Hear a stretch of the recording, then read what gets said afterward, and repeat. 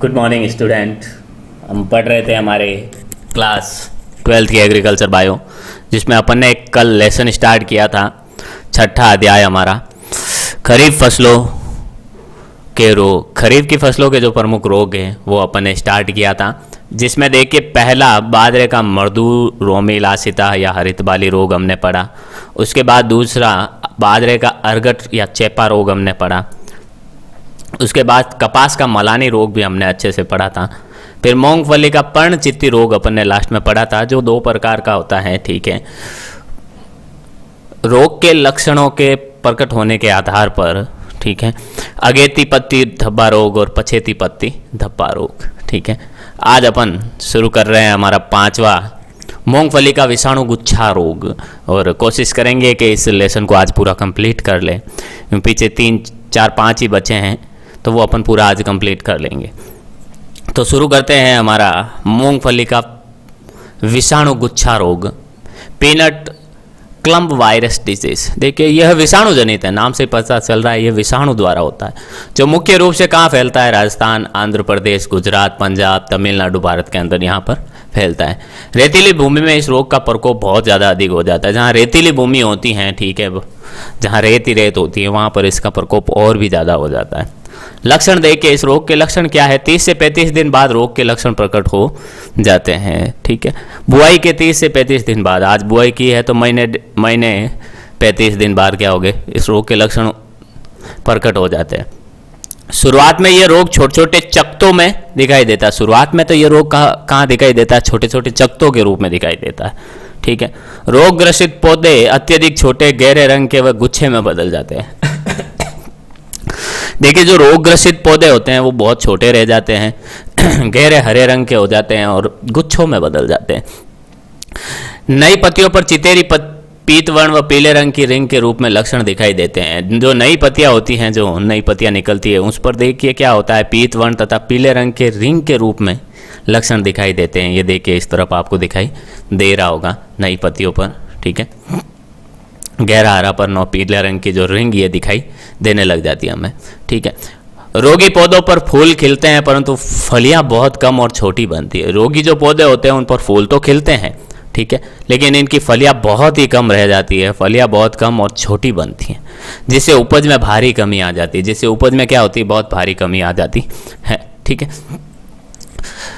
फूल तो खिलते हैं रोगी पौधों में, लेकिन फलियां बहुत कम फलती हैं। फलियां ही नहीं बनेगी तो मूंगफली कहाँ से आएगी? ठीक है, तो रोग कारक कौन सा है? देखिए यह रोग इंडियन पीनट क्लम्प वायरस के कारण होता है। कौन से virus? Indian peanut clump virus, IPCV। Full form भी इसकी पूछी जा सकती है। ठीक है, या फिर ऐसा भी पूछा जा सकता है कि IPCV के कारण कौन सा रोग होता है पौधे में? कौन से पौधे में कौन सा रोग होता है? ठीक है, IPCV का आनुवांशिक पदार्थ एकल सूत्री RNA होता है। ये इंपॉर्टेंट है, इसको अंडरलाइन करना आप लोग, कि एकल सूत्री जो RNA होता है वो इसका आनुवांशिक पदार्थ है, जो एक पौधे से दूसरे पौधे में इस रोग का संचरण करता है।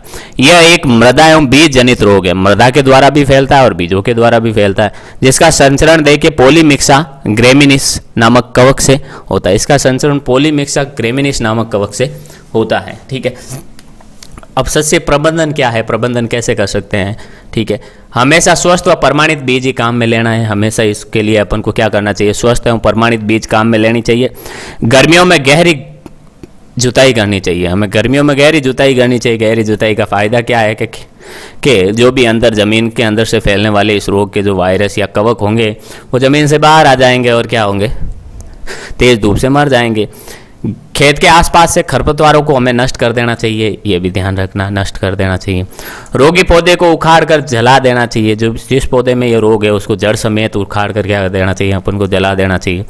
रोगग्रस्त खेत में बाजरा देखिए 100 किलोग्राम हेक्टेयर की दर से बुआई करके 15 दिन बाद इसे खेत में ही पलट देना चाहिए और बाद में मूंगफली की बुआई करनी चाहिए। ठीक है, रोगग्रस्त पौधे में क्या करना चाहिए? बाजरा की 100 किलोग्राम प्रति हेक्टेयर की दर से अपन को बुआई करनी चाहिए। प्रति हेक्टेयर 100 किलोग्राम बाजरा की दर से बुआई करनी चाहिए और खेत में ही बाद में क्या कर देना चाहिए? 15 दिन बाद इसको उलट देना, पलट देना चाहिए। हल चलाकर ज़मीन के अंदर गाड़ देना चाहिए और बाद में क्या करनी चाहिए? हमें मूंगफली की बुआई करनी चाहिए।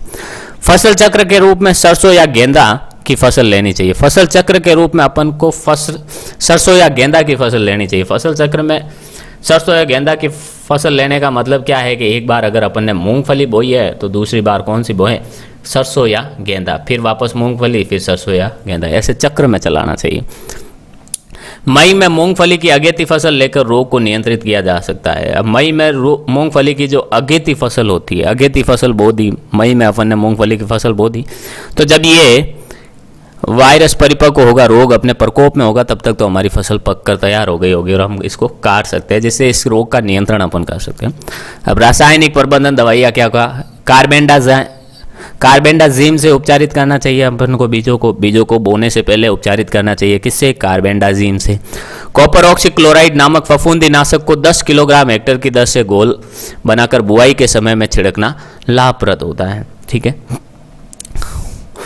अब कॉपर ऑक्सीक्लोराइड नामक फफूंदीनाशक को, ये फफूंदीनाशक होता है, कवकनाशक होता है, उसको क्या करना चाहिए अपन को 10 किलोग्राम प्रति हेक्टेयर की दर से घोल बनाकर छिड़काव करना चाहिए। ठीक है, बुआई के समय छिड़कना चाहिए।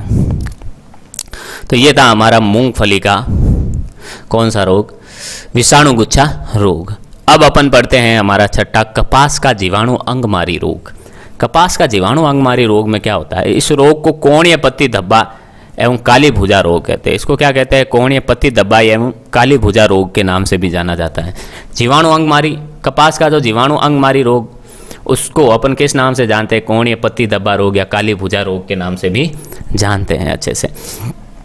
आगे देखिए, लक्षण क्या है इस रोग के लक्षण कहाँ कहाँ दिखाई देते हैं। रोगजनक जड़ के अलावा पौधे के सभी भागों पर संक्रमण करता है। इसका जो रोगजनक होता है वो जड़ के अलावा पौधे के सभी भागों पर अपना संक्रमण दर्शाता है, यानी इसके रोग के लक्षण दिखते हैं, सिर्फ जड़ को छोड़ देता हूँ। तथा पौधे के कौन से भाग पर किस तरह के लक्षण प्रकट हो रहे हैं के आधार पर इस रोग को 4 अवस्थाओं में बांटा जाता है। ठीक है, कौन से भाग पर कैसे लक्षण उत्पन्न हो रहे हैं, उस आधार पर इस रोग को 4 भागों में बांटा गया है, 4 अवस्थाओं में बांटा गया है।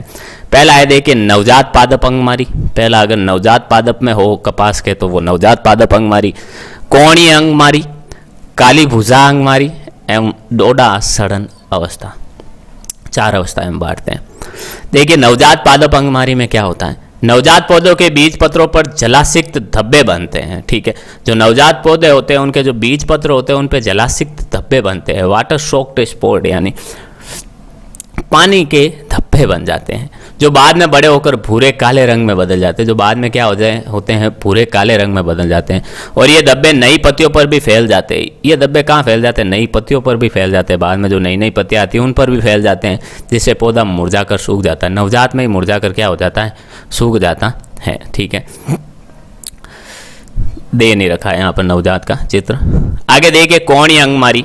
कोणीय अंगमारी में क्या होता है, देखिए इस अवस्था में परिपक्व पौधों की पत्तियों पर भी जलासिक्त धब्बे प्रकट होते हैं। कोणीय अंगमारी में क्या होता है, जो पौधा परिपक्व हो जाता है उसमें भी देखिए ये जलासिक्त धब्बे ऐसे प्रकट होने लगते हैं पत्तियों पर। ठीक है, जो कोणीय हो जाते हैं तथा सूक्ष्म सिराओं द्वारा घिरे रहते हैं। ये कोणीय होते हैं तथा सूक्ष्म सिराओं द्वारा घिरे रहते हैं। ये चारों तरफ से जो सूक्ष्म सिराएं होती है उनसे घिरे रहते हैं। ठीक है, ये धब्बे भूरे से काले रंग में बदल जाते हैं। बाद में ये धब्बे क्या भूरे से काले रंग में बदल जाते हैं। देखिए आपको दिखाई दे रहा होगा ये काले काले धब्बे में बदल जाते हैं। फिर ये काली भुजा अवस्था, तना व शाखाओं पर गहरे भूरे से काले रेखीय धसे हुए धब्बे प्रकट होते हैं। तना व शाखाओं पर क्या होते हैं, गहरे भूरे से काले रेखीय धब्बे धसे हुए धब्बे प्रकट होते हैं, जो तना व शाखाओं के चारों ओर घेरा बना लेते हैं। ये तना व शाखाओं के चारों ओर क्या होते हैं, घेरा बना लेते हैं। ये देखिए ये शाखा, इसके चारों तरफ ये घेरा। ठीक है, तो तना और शाखाओं के चारों तरफ घेरा बना लेते हैं।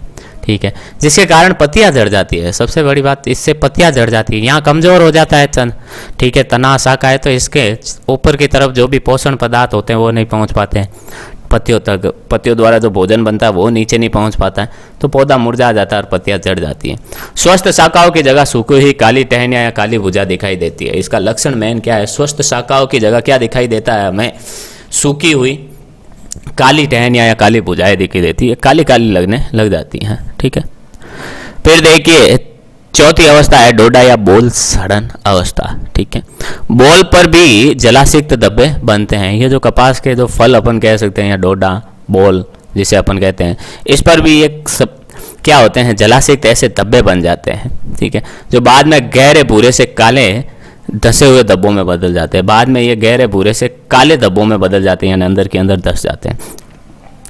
इस प्रकार के धब्बों का असर बोल में गहराई तक फैल जाता है। इस प्रकार से धब्बों का असर किस में फैल जाता है, बोल में गहराई तक फैल जाता है और रेशों तथा बीजों को संक्रमित कर खराब कर देता है। ये बाद में रेशों तथा बीजों को, अंदर जो बीज और रेशे होते हैं उनको संक्रमित करके खराब कर देता है बिल्कुल ही, ठीक है। आगे देखिए, जिससे रुई की गुणवत्ता खराब हो जाती है। जैसे कपास के अंदर जो ये रुई पाई जाती है अंदर, उसकी गुणवत्ता बिल्कुल ही खराब हो जाती है, ठीक है। तो ये तीनों अवस्थाओं के चित्र दे रखे हैं अपन ने। रोगजनक कौन सा है इसका? इस रोग का रोगजनक देखिए जैंथोमोनास ओक्सोनोपोडिस पैथोवार मोल्वेसियरम नामक ग्राम नेगेटिव छड़ाकार एकल कसाबिक जीवाणु होता है। जीवाणु कैसा होता है देखिए, जैंथोमोनास ओक्सोनोपोडिस पैथोवार मोल्वेसियरम ग्राम नेगेटिव छड़ाकार होता है ये जीवाणु और एकल कसाबिका, एक कसाबिका होती है इसमें। ये जीवाणु बीज एवं मृदा जनित होता है। ये जीवाणु क्या होता है, बीज के द्वारा भी फैलता है और मृदा के द्वारा भी फैलता है, अपने रोग को फैलाता है। यानी पौधों के अंदर ये बीजों से भी पौधों के अंदर प्रवेश कर जाता है और मृदा से भी प्रवेश कर जाता है, ठीक है। प्रबंधन अपन कैसे कर सकते हैं इसका, तो देखिए सस्य या खेती प्रबंधन। फसल कटाई के बाद रोगी पौधों के अवशेष एवं खरपतवारों को नष्ट कर देना चाहिए। फसल के कटाई के बाद अपन को रोगी जो पौधे होते हैं उनके जो अवशेष खेत में बच जाते हैं और खरपतवार होते हैं उनको क्या कर देना चाहिए, बिल्कुल नष्ट कर देना चाहिए अपन को। अपरपोषी फसलों के साथ फसल चक्र तथा ग्रीष्मकालीन गहरी जुताई को अपनाना चाहिए। जो अपरपोषी पौधे फसलों के साथ फसल चक्र एवं ग्रीष्मकालीन गहरी जुताई को अपन को अपनाना चाहिए। यानी कपास में ये रोग फैलता है जीवाणु द्वारा, ठीक है। तो हमें फसल चक्र में यानी कि कपास की फसल के बाद ऐसी फसल बोनी चाहिए जिस पर ये रोग ना लगे, जिससे इस रोग के जो जीवाणु होते हैं उनको क्या हो, उनको पोषक तत्व प्राप्त ना हो, ठीक है। और गहरी जुताई करनी चाहिए हमें गर्मियों में, ठीक है। बीजों को देखिए 56 डिग्री सेंटीग्रेड पर 10 मिनट तक गर्म जल में उपचारित करना चाहिए। 56 डिग्री सेंटीग्रेड तक क्या करना चाहिए, बीजों को 10 मिनट तक गर्म जल से उपचारित अपन को करना चाहिए बुआई से पहले।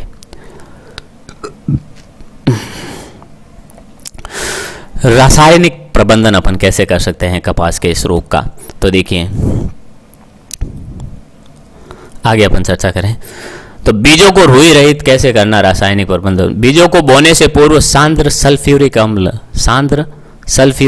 यानी सांद्र सल्फ्यूरिक अम्ल मतलब कंसंट्रेट H2SO4 से अपन को क्या करना चाहिए, 2 से 3 मिनट तक डुबाने के बाद साफ पानी से कई बार धो लेने चाहिए। सांद्र सल्फ्यूरिक अम्ल में बीजों को अपन को डुबाना चाहिए 2 से 3 मिनट और फिर कई बार पानी से इसको धोना चाहिए। इसके बाद 2 ग्राम प्रति किलोग्राम बीज की दर से ऑक्सीकार्बोक्सिन नामक कवकनाशी से बीजों का उपचार करना चाहिए। फिर 2 ग्राम प्रति किलोग्राम की दर से अपन को कौन सा कार्बोक्सिन या ऑक्सीकार्बोक्सिन नामक कवकनाशी से बीजों का उपचार करना चाहिए। स्ट्रेप्टोसाइक्लिन के 1000 ppm के घोल में बीजों को 8 से 10 घंटे भिगोकर रखना चाहिए। 1000 ppm पार्ट पर मोल, ठीक है। स्ट्रेप्टोसाइक्लिन से बीजों को 8 से 10 घंटे का अपन को भिगो के रखना चाहिए और सुखाने के बाद अपन को बुआई में काम में लेना चाहिए।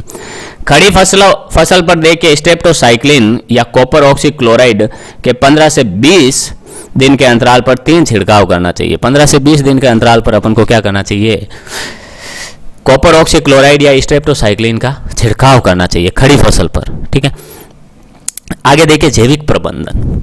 पत्तियों पर संक्रमण से पूर्व स्यूडोमोनास फ्लोरेसेंस, पत्तियों पर जब संक्रमण होने वाला हो उससे पहले ही क्या करना चाहिए, स्यूडोमोनास फ्लोरेसेंस पर का पर्णीय छिड़काव करना चाहिए। यानी पत्तियों पर स्यूडोमोनास फ्लोरेसेंस का छिड़काव करना चाहिए। फिर रोग रोधी जो किस्म है कपास की देखिए जैसे LDH11, LDH91, LD694, LHH, LHH144, Badnawar 1, Sujata Khandwa 2 की बुआई करनी चाहिए। इसमें इस रोग से लड़ने की क्षमता होती है। इन किस्मों में तो अपन को कपास के इन फसलों का उपयोग करना चाहिए, ठीक है। फिर देखिए भिंडी का पीत सिरा मोज़ेक रोग। भिंडी का पीत सिरा मोज़ेक रोग की अगर अपन चर्चा करें तो देखिए भिंडी की पीत सिरा मोज़ेक रोग, यदि बुआई से 35 दिन के अंदर विषाणु का संक्रमण हो जाए तो फसल उत्पादन में 94% तक हानि हो सकती है, और यदि 50 दिन पर संक्रमण हो तो 84% तक हानि हो सकती है। देखिए भिंडी का पीत सिरा मोज़ेक रोग में क्या होता है, अगर भिंडी की अपन ने बुआई की और बुआई के लगभग 35 दिन के बाद अगर संक्रमण हो जाता है स्टार्ट इसमें, तो फिर ये पूरी फसल का 94% तक नष्ट कर देता है। यानी बचता कुछ है, सिर्फ 6% ही पीछे बचता है, तो क्या रहा, कुछ रहा ही नहीं। ठीक है, और 50 दिन के बाद अगर इसका संक्रमण हो तो 84% तक नष्ट कर देता है फसल को। क्या बचा, कुछ बचा ही नहीं। 16% और ऊपर 35 दिन में हो तो 6%, क्या होगा उससे, कुछ नहीं होगा। तो कह सकते हैं कि भिंडी का पीत सिरा मोज़ेक रोग बहुत ही खतरनाक रोग है। ठीक है, लक्षण देखिए इस रोग के। रोगग्रस्त पौधे की पत्तियों पर देखिए पीली सिराओं का जाल बन जाता है, पत्तियों पर पीली सिराओं का जाल बन जाता है। ये देखिए पत्तियों पर पीली सिराओं का जाल बन गया है, ये देखिए। ठीक है, ऐसे। ठीक है, बन जाता है और सिराएं क्या हो जाती है, ये मोटी हो जाती है। देखिए पतली पतली सिराएं सब मोटी हो गई है यहाँ पे। ठीक है, दूसरा देखिए, उग्र अवस्था में पूरी पत्ती पीली पड़ जाती है। जब बहुत ही उग्र अवस्था में होता है तो ये पूरी की पूरी पत्ती ही पीली पड़ जाती है। क्लोरोफिल नष्ट होने से प्रकाश संश्लेषण की क्रिया धीमी हो जाती है। पीली पड़ गई मतलब अंदर जो क्लोरोफिल है, हरित लवक जो हरा बनाए रखता है, वो नष्ट हो गया है बिल्कुल, तो क्या होगा, पूरा नष्ट हो जाता है। क्लोरोफिल नष्ट हो गया है, हरित लवक नष्ट हो गया है, तो फिर प्रकाश संश्लेषण की क्रिया नहीं होगी, और प्रकाश संश्लेषण की क्रिया धीमी हो जाती है, तो पौधे का पोषण नहीं मिलेगा, भोजन नहीं बनेगा, तो फिर क्या होगा, वो नष्ट होगा धीरे धीरे, तो कमजोरी से। फल छोटे, विकृत व पीलापन लिए होते हैं, जिसके कारण उपज में भारी कमी आ जाती है। फल क्या हो जाते हैं, छोटे, विकृत हो जाते हैं और पीलापन के लिए हुए होते हैं, जिसके कारण उपज में क्या आती है, भारी कमी आ जाती है, उपज में भारी कमी आ जाती है। रोगजनक देखिए इसका रोग कारक भिंडी पीत सिरा मोज़ेक विषाणु है। नाम रोग ही वही है और विषाणु का नाम भी यही है, भिंडी पीत सिरा मोज़ेक विषाणु। यह विषाणु जेमिनी विरिड कुल के बोगोमो वायरस वंश से संबंधित है, जिसमें आनुवांशिक पदार्थ देखिए SSDNA होता है। ठीक है, कौन से वायरस से संबंधित है, विषाणु जेमिनी विरिड कुल के बोगोमो वायरस से संबंधित है। यानी वायरस का भी वर्गीकरण किया गया है उसमें अलग अलग प्रकार से। ठीक है, इसका आनुवांशिक पदार्थ ध्यान रखने वाली बात है, SSDNA होता है। यह विषाणु खरपतवारों जैसे क्रोटोन, खरपतवारों कौन से, क्रोटोन, स्पार्सिफ्लोरा, मालवेस्ट्रम जाति तथा एजिरेटम जाति पर उत्तर जीवित रहता है। यानी इन जातियों पर यह क्या रहता है, निर्भर रहता है। ठीक है, यानी अपने आप को जीवित रखता है इन जातियों के द्वारा। ठीक है, संचरण देखिए, यह विषाणु सफ़ेद मक्खी के द्वारा फैलता है। ठीक है, ये सफ़ेद मक्खी दे रखी है आपने नीचे, इनके द्वारा ये फैलता है। ठीक है, ये देखिए ख में आपको जेमिनिट वायरस विषाणु कण दे रखा है, इस प्रकार का ये होता है। प्रबंधन कैसे कर सकते हैं इस रोग का, देखिए अपन खेती में प्रबंधन कैसे करें। खेतों में लक्षण दिखाई देते ही रोगी पौधे को उखाड़ कर जला दे या गहरा गाड़ देना चाहिए, या फिर क्या कर देना चाहिए, अपन को उखाड़ कर जला देना चाहिए या गहरा गाड़ देना चाहिए। खेत के आसपास के सभी खरपतवारों को नष्ट कर देना चाहिए, आसपास के जो सभी खरपतवार होते हैं उन सबको नष्ट कर देना चाहिए। ठीक है, सर्वांगीण उपार्जित प्रतिरोधकता SAR को उत्प्रेरित करने वाले रसायन, यानी जो सर्वांगीण उपार्जित प्रतिरोधकता, सिस्टमैटिक एक्वायर्ड रेजिस्टेंट, यानी जो सभी पौधे के सभी अंगों में रोग से लड़ने की क्षमता उत्पन्न करने वाले, जो उत्प्रेरित करने वाले जो रसायन दवाइयाँ होती हैं, जैसे सैलिसिलिक अम्ल 500 ppm या एसिटाइल सैलिसिलिक अम्ल या बेंजोइक अम्ल का फसल पर छिड़काव करना चाहिए अपन को, और पौधों में रोग प्रतिरोधकता को बढ़ाकर रोग को नियंत्रण किया जाना चाहिए। पौधों में रोग प्रतिरोधकता को बढ़ाकर रोग का नियंत्रण करना चाहिए। रासायनिक प्रबंधन देखिए, रोगवाहक सफेद मक्खी की रोकथाम हेतु, रोगवाहक क्या करते हैं, सफेद मक्खी की रोकथाम हेतु एमिडा क्लोरपिड या डाइमिथोइड या मिथाइल डिमेटोन का 10 से 15 दिन के अंतराल पर छिड़काव करना चाहिए। इन दवाइयों का अपन को छिड़काव करना चाहिए। देखिए एमिडा क्लोरपिड, डाइमिथोइड या डिमेटोन, मिथाइल डिमेटोन का क्या करना चाहिए, हमें 10 से 15 दिन के अंतराल में छिड़काव करना चाहिए। जैविक प्रबंधन की अगर अपन बात करें, ठीक है, तो जैविक प्रबंधन कैसे कर सकते हैं अपन इस भिंडी के पीत सिरा रोग की, तो देखिए रोगवाहक कीट को दूर रखने के लिए नीम का तेल या नीम की निम्बोली का 7 का छिड़काव करना चाहिए। इस रोगवाहक कीट को अपन को दूर रखना है, ठीक है। तो क्या करना चाहिए हमें, नीम का जो तेल होता है या फिर जो निम्बोली का सत होता है, नीम की निम्बोली जिसे अपन नॉर्मल भाषा में गुट्टे कहते हैं, उसका क्या करना चाहिए, हमें छिड़काव करना चाहिए तेल का, नीम का तेल या फिर निम्बोली का सत का। रोगी पौध रोगरोधी किस्में जैसे प्रबनी क्रांति, अर्का अभय, पंजाब 7, पंजाब पद्मिनी की बुआई करनी चाहिए, अपन इनकी बुआई करनी चाहिए। देखिए टमाटर का पर्ण कुंचन रोग, स्थानीय भाषा में इस रोग को टमाटर का कोड़ी या माथाबंदी रोग के नाम से भी पुकारा जाता है। इंपॉर्टेंट है ये भाई, टमाटर का पर्ण कुंचन रोग नाम से पता चल रहा है पत्तियों का कुंचन, पत्तियां सिकुड़ जाएगी, लेकिन स्थानीय भाषा में आपको ये टमाटर का पर्ण कुंचन रोग कोई नहीं बोलेगा। वहाँ टमाटर की फसल में अगर ये बोल होगा तो वो कहेंगे कोड़ी रोग हो गया है, माथाबंदी रोग हो गया, ठीक है। यदि संक्रमण पौध रोपण के 20 दिन के अंदर हो जाए तो उत्पादन में 92% तक गिरावट आ सकती है, 92% तक गिरावट आ सकती है, ठीक है। जहाँ से 100 किलोग्राम उपज होनी चाहिए वहाँ से सिर्फ और सिर्फ 8 किलोग्राम ही उपज होगी, बाकी 92 किलोग्राम तो क्या हो जाएगी, नष्ट हो जाएगी टमाटर के पर्ण कुंचन रोग में। लक्षण देखिए इस रोग के, चर्चा करते हैं अपन। देखिए रोग के लक्षण की अगर चर्चा करें, रोगग्रस्त पौधे की पत्तियों का छोटा रह जाना, पत्तियां छोटी रह जाती हैं, कप आकार में मुड़ना, कप के आकार में मुड़ जाती है। कप कैसा होता है, ये ऐसे,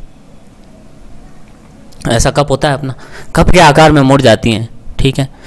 शीर्ष पर गुच्छों में दिखाई देना, शीर्ष पर गुच्छों में दिखाई देती हैं। पत्तियों का खुरदरा व मोटा हो जाना, ठीक है, पत्तियों पर का खुरदरी हो जाती है, मोटी हो जाती है, कब प्रमुख लक्षण है एक। रोगी पत्तियों की सिराएं तथा उपसिराएं मोटी हो जाती है, इस रोगी पत्तियों की जो सिराएं होती है, उपसिराएं होती है, वो मोटी हो जाती है, ठीक है। पर्व संध्या छोटी रह जाने के कारण पौधा बोना व झाड़ी का रूप लिए दिखाई देता है। जो पर्व संध्या छोटी रह जाने के कारण क्या होता है, पौधा बोना रह जाता है, झाड़ी का रूप लिए दिखाई देता है। नवजात अवस्था में संक्रमित हुए पौधे पीले हो जाते हैं तथा फूल व फल बहुत कम या लगते ही नहीं है। नवजात अवस्था में अगर ये पौधा संक्रमित हो जाता है, टमाटर का पौधा पर्ण कुंचन रोग से, तो या तो इस पर फूल फल बहुत कम लगते हैं या बिल्कुल ही नहीं लगते हैं, ठीक है, ये ध्यान रखना। फिर देखिए पर्ण कुंचन रोग, देखिए यहाँ पर बता रहा है आपको ये पूरा, ठीक है।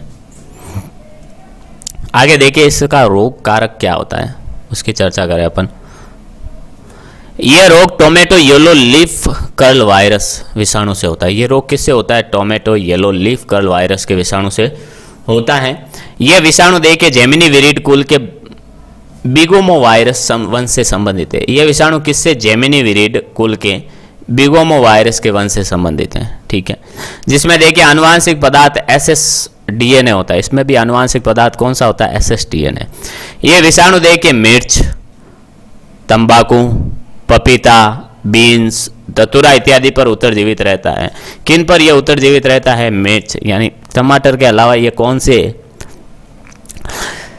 ये विषाणु है कौन से पादपों पर जीवित रहता है, तो देखिए मिर्च पर, तंबाकू, पपीता, बीन्स, धतूरा, इनमें शायद कोई रोग नहीं फैलाता होगा लेकिन अपनी उत्तरजीविता बनाए रखता है।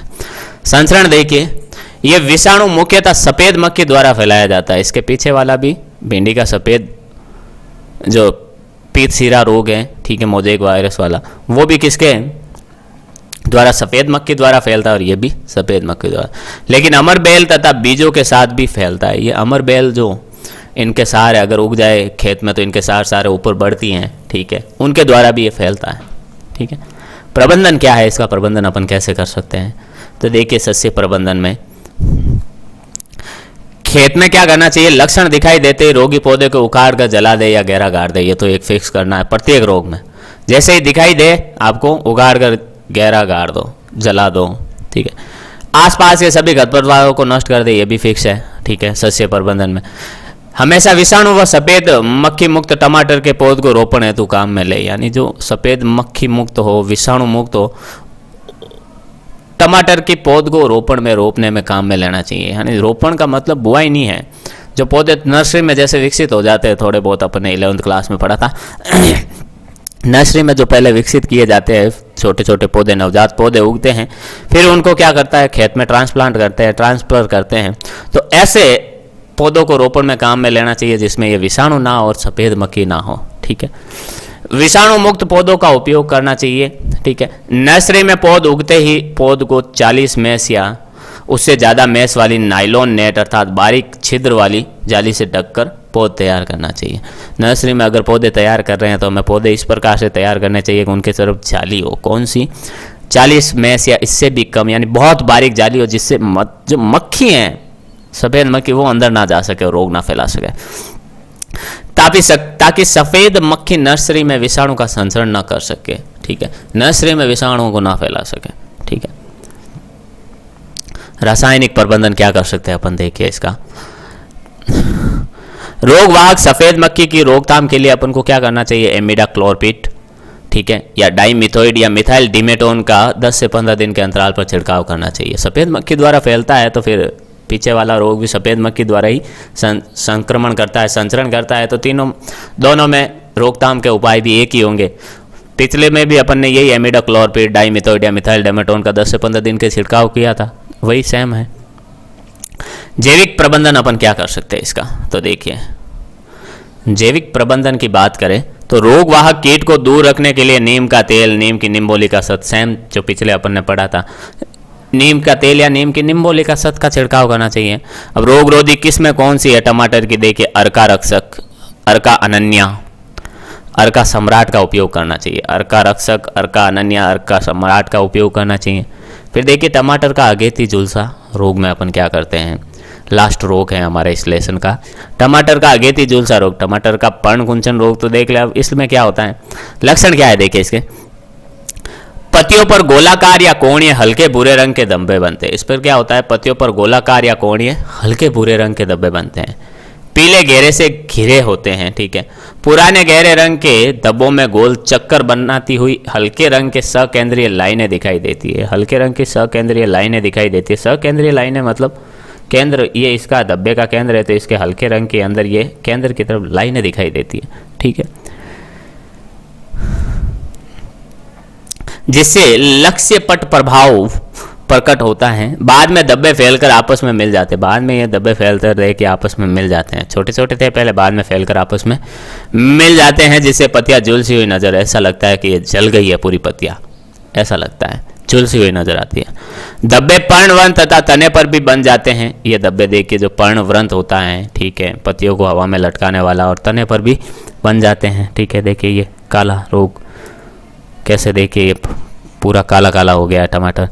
ये कवक आलू, ये कवक और किस पर, सॉरी, फलों पर संक्रमण से फल सड़ जाते हैं, ठीक है, फलों पर संक्रमण से क्या हो जाता है, फल सड़ जाते हैं तथा उपज में भारी कमी आती है, उपज में बहुत ज़्यादा कमी हो जाती है। अब ये ऐसा फल कौन लेगा, किसके काम आएगा, कोई खरीदेगा नहीं खरीदेगा, काम का भी नहीं होगा, ठीक है, तो फिर उपज में कमी हो गई।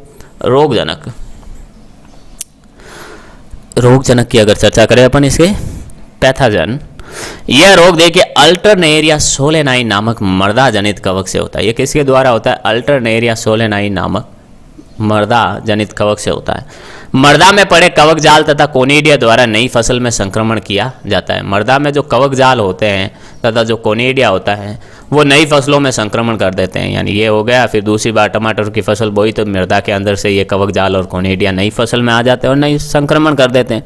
ये कवक देखिए आलू, बैंगन, मिर्च व कुछ जंगली पौधों में भी रोग उत्पन्न करता है। ये जो अल्टरनेरिया सोलेनाई है वो आलू में भी रोग फैलाता है, बैंगन में भी फैलाता है, मिर्च में भी, और कुछ जो जंगली पौधे हैं उनमें भी फैलाता है, ठीक है। देखिए चित्रों में क्या दे रखा है, पहला दे रखा है ये धब्बों के चारों ओर पीला घेरा, देखिए है घेरा, पहले में पीला घेरा दे रखा है पूरा, ठीक है। दूसरी तरफ देखिए धब्बों के चारों ओर पीला घेरा और लक्ष्य पटल प्रभाव, लक्ष्य पटल प्रभाव देखिए पत्तियां बिल्कुल सड़ गई हैं। फिर देखिए फल सड़न, फल बिल्कुल ही सड़ गया है, और कोनिडिया इसका अंदर ये जो कोनिडिया होता है आगे वाला, ठीक है, ये जाल के रूप में होता है, कवक जाल आपस में मिले हुए हैं।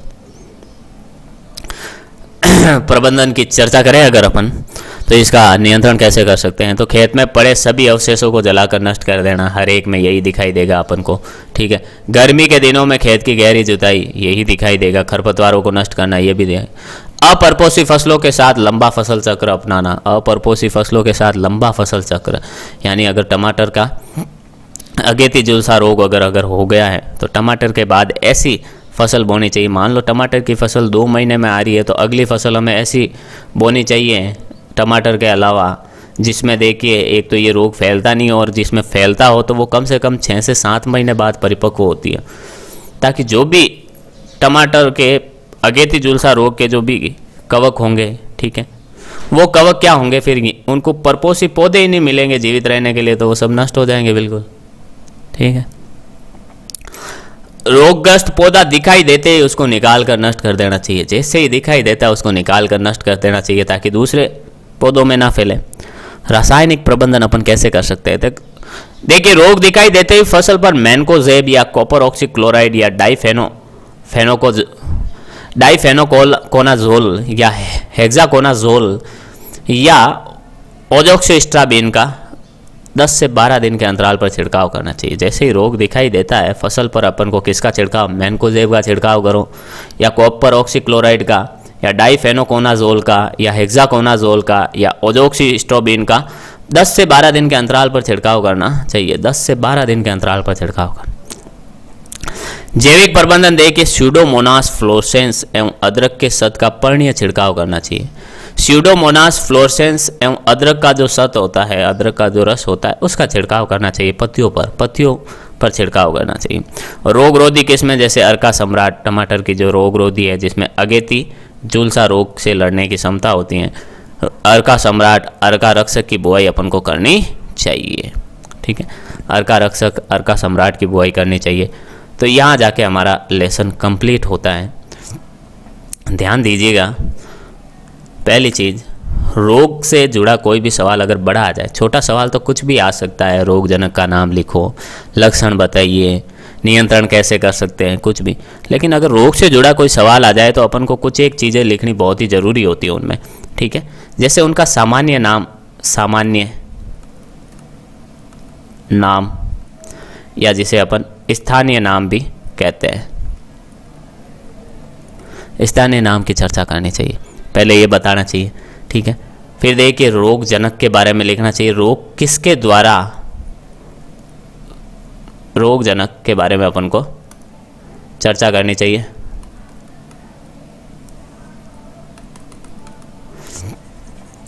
रोगजनक की अपन को क्या करनी चाहिए, चर्चा करनी चाहिए। यानी रोगजनक के बारे में दूसरी चीज़ तो अपन को रोगजनक ही दिखना चाहिए। ठीक है, फिर लक्षण क्या क्या है। अवस्थाएं तो हर एक में है नहीं, लेकिन लक्षण सब में है। लक्षण कौन से दिखाई देते हैं। ठीक है, लक्षणों के बाद नियंत्रण। अब नियंत्रण में देखिए सस्य नियंत्रण आता है, यानी खेती की कौन सी क्रियाएं। नियंत्रण में एक चीज़ फिक्स है, रोगग्रस्त पौधा दिखाई दे तो क्या करो, उखाड़ लो, फिर उसको क्या करो, जला दो, गाड़ दो। 3 चीज़ें हो गई। ठीक है, दूसरी चीज़ तो यही है, खरपतवार को नष्ट करो, खरपतवार को नष्ट करो। तीसरी चीज़ ग्रीष्मकालीन में क्या हो, ग्रीष्मकालीन गहरी जुताई करनी चाहिए। ग्रीष्मकालीन गहरी जुताई अपन को करनी चाहिए, ये भी अपन को ध्यान में रखना चाहिए। दवाइयों में देखिए कार्बेंडाजोल, मिथाइल डेमाटोन, ये 2-3 दवाइयाँ कॉमन है जो हर एक में होती हैं, वो अपन को ध्यान में रखनी चाहिए और इनका छिड़काव करना चाहिए। तो रोगजनक में इन बातों का अपन को खास तौर पर ध्यान रखना चाहिए। ठीक है, उम्मीद करता हूँ ये अध्याय जो पादप खरीफ फसलों में रोग है वो अपन को आपको समझ में आया होगा। आने वाली क्लास में अपन 7वां अध्याय रबी की फसलों के रोगों के बारे में चर्चा करेंगे, जिसमें अपन कौन कौन से रोग पढ़ेंगे। देखिए, गेहूं का काला या स्तंभ रोली रोग पढ़ेंगे। ठीक है, उसके बाद गेहूं का भूरा या पर्ण कीट रोग पढ़ेंगे, गेहूं का पीला रोली रोग भी पढ़ेंगे, गेहूं का अनावृत या छिद्राखंड रोग पढ़ेंगे, फिर जौ का आवृतखंड रोग पढ़ेंगे। 6ठा सरसों का सफ़ेद रोली रोग होगा। ठीक है, 7वां होगा हमारा बैंगन का लघु पर्ण रोग, 8वां जीरे का मलानी रोग और 9वां जीरे का छछैया रोग। तो ये 9 रोग और पढ़ेंगे अपन रबी की फसलों के। ठीक है, 2 दिन में इसको भी अपन कंप्लीट करेंगे पूरा। ठीक है, ये 2 रोग अपन पढ़ेंगे, ऐसे रोगों को।